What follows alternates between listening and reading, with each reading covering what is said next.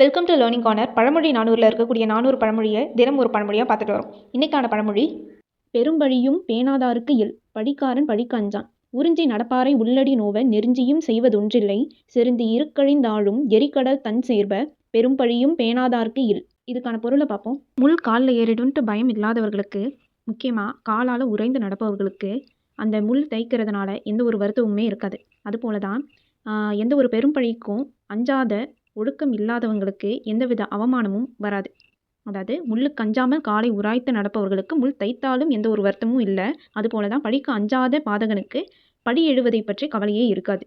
பெரும் பழியும் பேணாதாருக்கு இல். இதுக்கு பொருள் படிக்காரன் படிக்க அஞ்சான். இதில் உறிஞ்சி நடத்தல்ன்றதுக்கு பொருள் காலை தேய்த்து நடத்தல், நெருஞ்சின்றதுக்கு பொருள் நெருஞ்சி முள்.